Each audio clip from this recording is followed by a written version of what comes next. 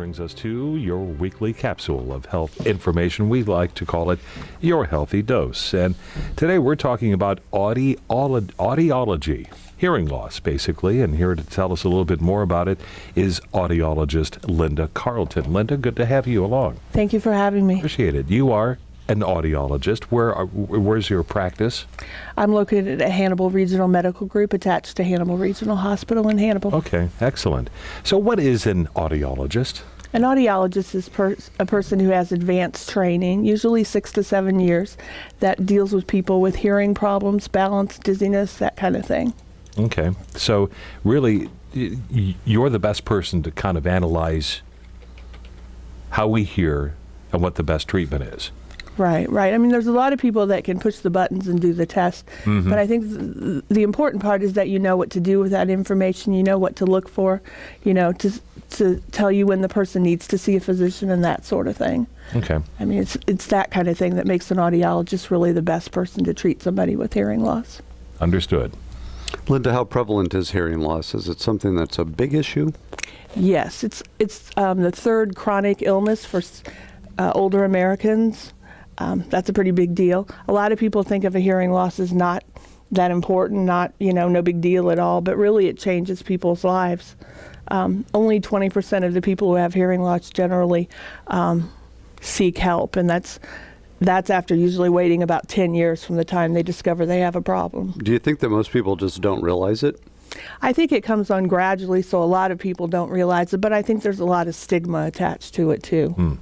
Really? Yeah, I think, people don't like to be seen as older. They don't like to be seen as somebody with a problem or a handicap, that sort of thing. Are there times when people maybe men just don't want to hear to some extent? I believe, yeah, that's why they put volume controls on hearing aids, I think. So, yeah, I think, I think there's a lot of people that see hearing aid people as bad people that are just trying to take advantage of them, selling things that cost too much and that sort of thing. So, we fight that too. Nowadays, there are so many different things that you can do, and a lot of the hearing aids and that you get are not even really noticeable, right? Right. There's a lot of really small hearing aids.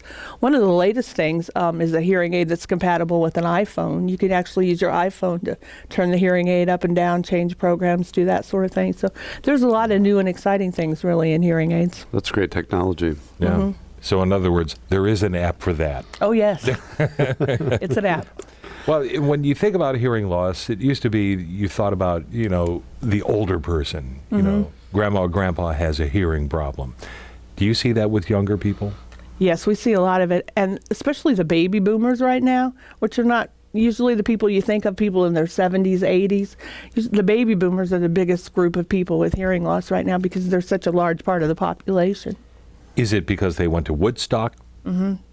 A lot of it is choices that people made. Interesting. Is the personal listening devices, earphones or earbuds, or when, the so-called Walkman came out, did that create a problem? Yes, I remember a long time ago, I was in a park one day just measuring the levels of people's Walkman headsets, and they were really loud, and that certainly did damage to people's hearing. When you measured the levels, was it from at a distance, or was it from, No, we had a meter that we could actually put the headphone right up against and see what was coming out of it at the level they were using it at. And while I'm talking about that, I can tell you that for people that have kids and people that want to be careful, they actually make headphones that have limiting features that can keep it lower so your kids can't crank it up and completely destroy their hearing. No, they only go to 7 instead of 11. Yeah. Right? Okay. It goes to like 85, which they think is safe for children. But being in the radio business now almost 30 years, I've met a couple of broadcasters who love to listen to themselves loud, which it drove me nuts. Greg, I'm not sure how much you have your volume cranked. It's pretty loud. I mean, I don't listen to, when we're on the air, I don't listen to it loud that much. But now when I'm listening to music, absolutely.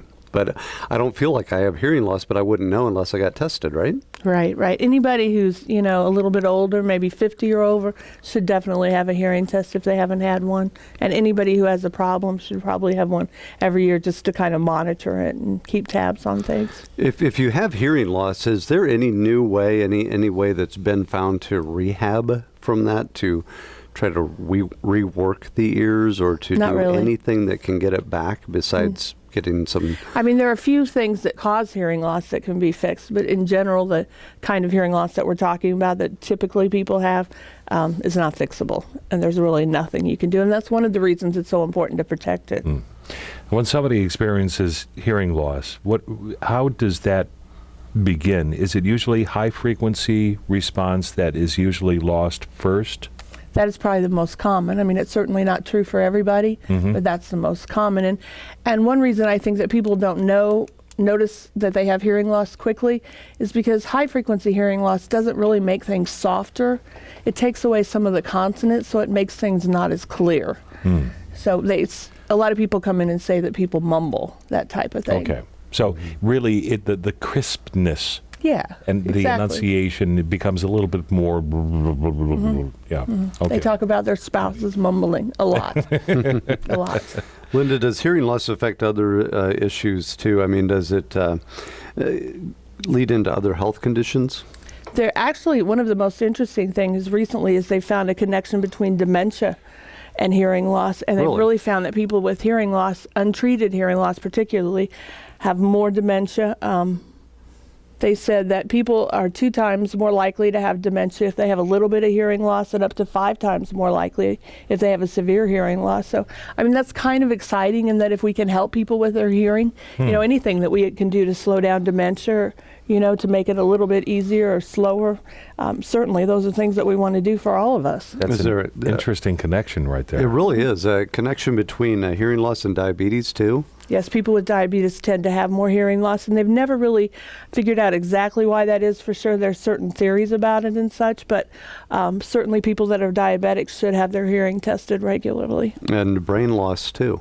Yeah, everybody's brain gets a little smaller as they age, but they find people with hearing loss, it's happening quicker. Really? And so those are all kind of things that they're looking in to figure out, how to all we're all living longer, and they're trying to improve our quality of life as we get older. So the thing to do is make sure that you see an audiologist and have a hearing test. Right.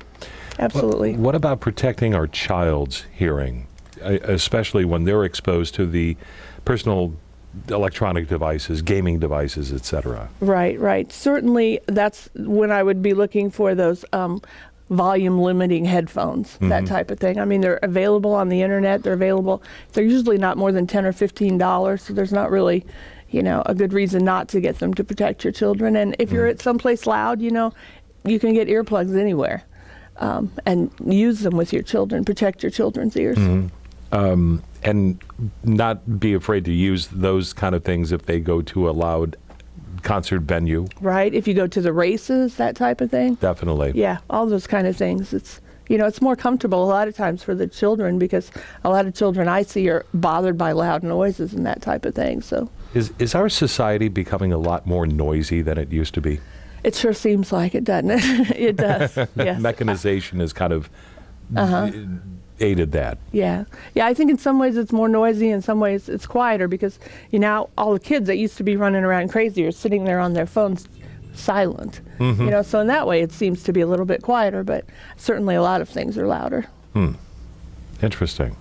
All right, so how often should we get our ears tested? I would think if you're over 50, you should get your hearing checked. And if they don't find a problem, maybe every 3 or 4 years would be appropriate. If they do find a problem, it's good to monitor it and get your hearing checked every year. By an audiologist? Absolutely. Okay. Children, before they start kindergarten, generally their hearing's checked. But if your school doesn't do that, then that would be a good thing to do. Okay.